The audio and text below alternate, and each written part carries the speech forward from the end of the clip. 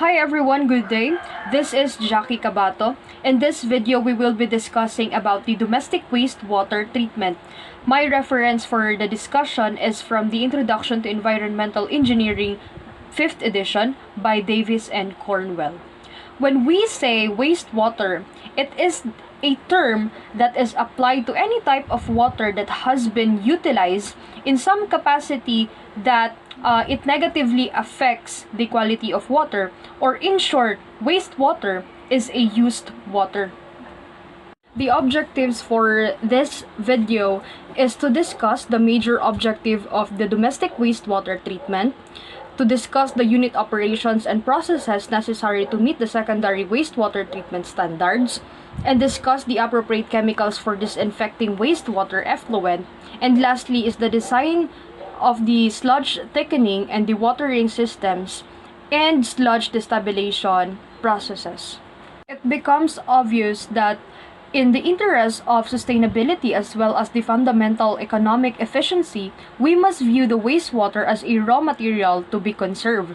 The contents of wastewater are often viewed as pollutants, but nutrients and other organic compounds can be source of energy. Characteristics of wastewater. Physical characteristics of domestic wastewater. Chemical characteristics of domestic wastewater. Characteristics of industrial wastewater. So first, the physical characteristic of domestic wastewater. The fresh aerobic domestic wastewater has been said to have odor of kerosene or freshly turned earth. Fresh sewage is gray in color and septic sewage is black. The wastewater temperature is ranging from 10 degrees Celsius to 20 degrees Celsius. Chemical characteristics of domestic wastewater. Total kildal nitrogen, or the TKN, measure of the total organic and ammonia nitrogen in the wastewater.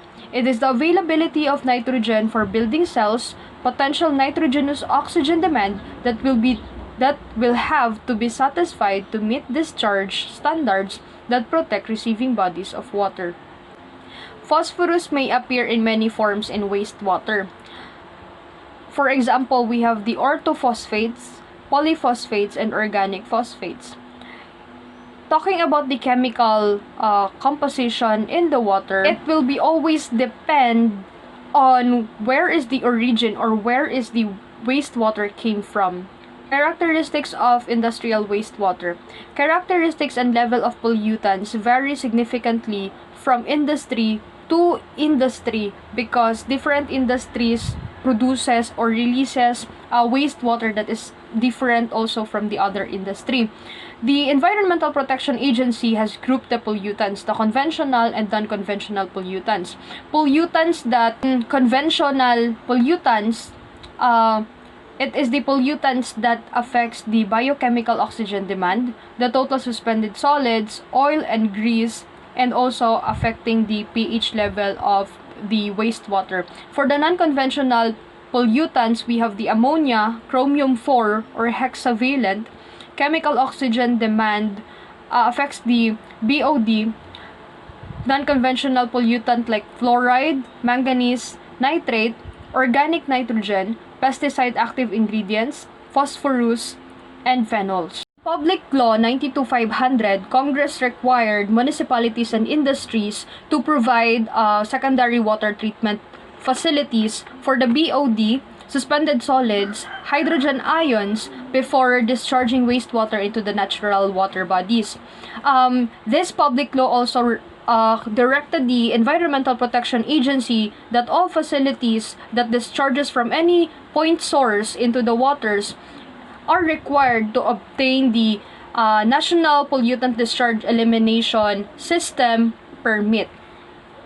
Next, pre-treatment of industrial waste. From the last chapter that we had, last discussion is about the pre-treatment. It is very important to have the pre-treatment to prevent the scaling in the equipments.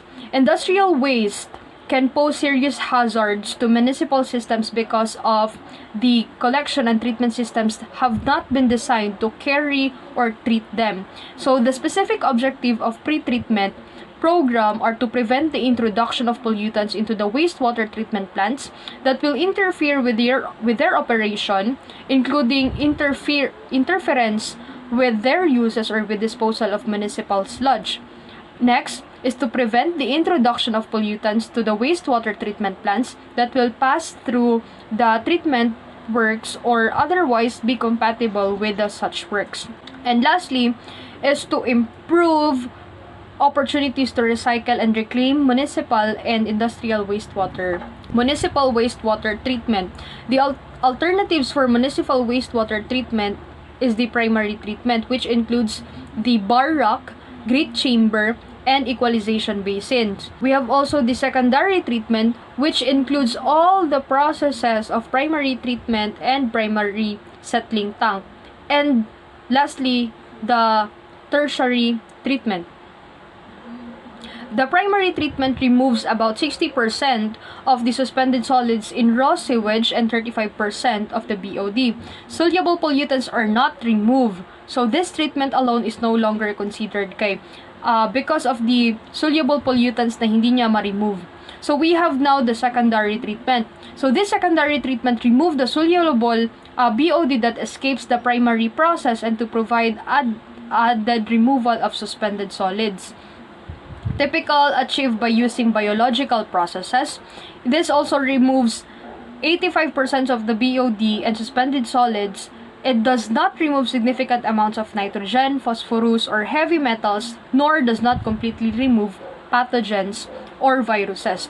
So meaning, if this secondary treatment cannot remove the significant amount of nitrogen and phosphorus and the other pathogens and viruses, then the tertiary treatment will do it.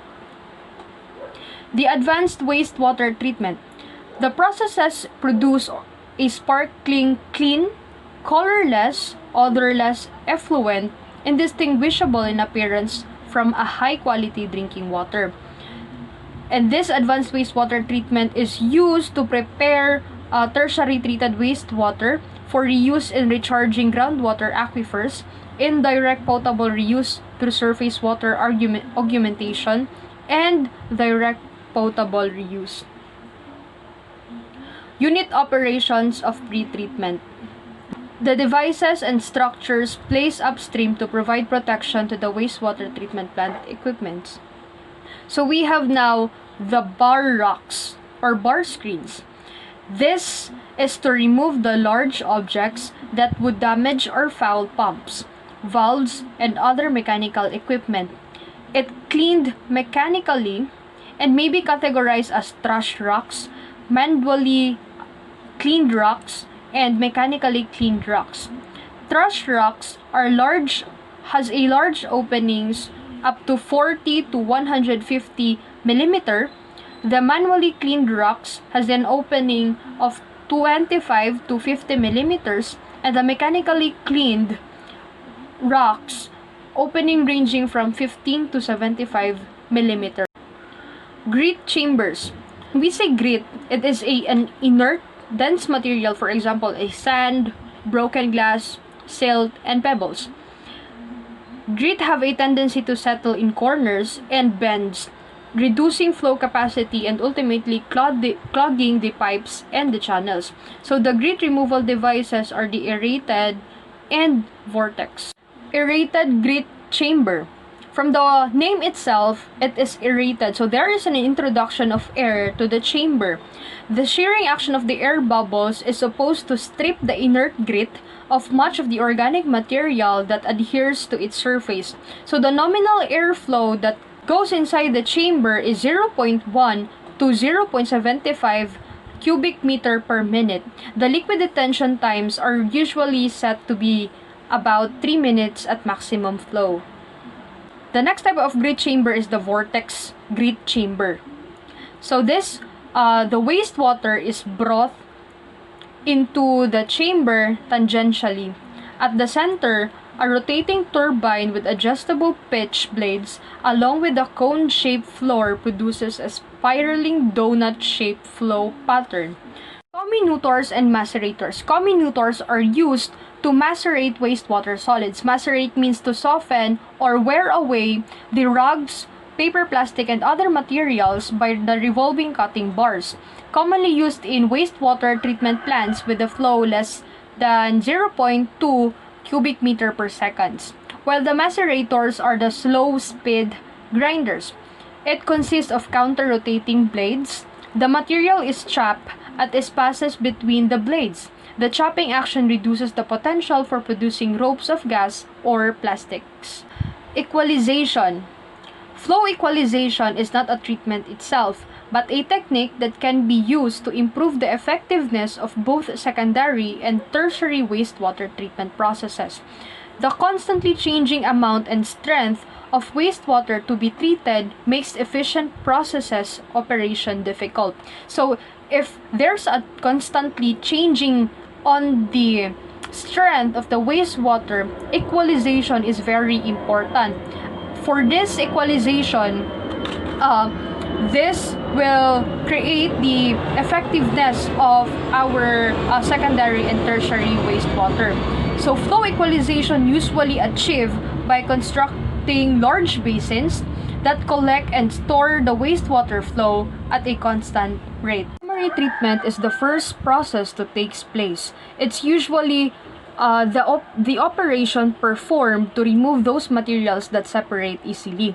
The primary treatment is the first stage of wastewater treatment, consisting of the removal of a substantial amount of suspended matter by using sedimentation, flocculation, screening, or similar methods. After the screening completed and the grit removed, the wastewater still contains light organic suspended solids and be removed by sedimentation tanks. These tanks are rectangular or round tanks that settles the raw sludge. The floating materials, grease and oil rice are collected by a surface skimming system and removed from the tank. The primary sedimentation basins. Primary tanks are characterized by type 2 flocculant settlings. The flocculating particles are continually changing in size, shape, specific gravity, and when water is entrapped in the flock. There is no adequate mathematical relationship to describe the type 2 settling. Type 2 settling or flocculant settling. In flocculant settling, the particles flocculate during settling. So by flocculation, the particles increases its mass and thus it settles at faster rate. Flocculant settling refers to the sedimentation of particles in a rather dilute suspension with concentration of solids that is usually less than 1000 milligrams per liter. Primary sedimentation basins or the primary tanks, we have two types of primary tanks, the rectangular tanks and the circular tanks. These rectangular tanks are very advantageous for sites with space constraints. The length for the rectangular tanks are 30 meters to 100 meters with the width of 3 to 24 meters and the depth of 4 meters. The width is often controlled by the availability of sludge collection equipment, while the diameter of the circular tanks ranges from 3 meters to 100 meters. The controlling parameter is the overflow rate, which ranges from 30 to 50 cubic meter per meter squared. Hydraulic detention time for the circular tanks ranges from 1.5 to 2.5 hours. We have here the sample problem. Evaluate the following tank design with respect to the detention time, overflow, and weir length. The design data has a flow rate of 0.150 cubic meter per second, the influent of suspended solids which is equal to 280 milligrams per liter. The sludge concentration is 6.0%. The efficiency is 60%. We have the length of 40 meters, width of 10 meters, the liquid depth of 2.0 meters, and the weir length of 75.0 meters. The detention time is simply the volume of the tank divided by the flow. So, we have here detention time is equal to 40 meters times 10 meters times 2 meters divided by the flow rate which is 0.150 meters cube per second. This results to 5,333.33 seconds or 1.5 hours. Overflow rate is the flow divided by the surface area. So we have 0.150 meters cube per second over the surface area, which is 40 times 10 meters. And the result gives us 32 meters per day. The next, we have the secondary treatment. So the unit processes of secondary treatment. The major purpose for the secondary treatment, again, is to remove the soluble BOD that escapes from the primary treatment and to provide for the removal of suspended solids. The conventional aerobic secondary biological treatment needs the availability of many organisms, good contact between these organisms and the organic material, the availability of oxygen, the maintenance of other favorable environmental conditions such as temperature, time for organisms to work. Variety of approaches to meet the basic need. We have the activated sludge, trickling filters, oxidation pans, or lagoon.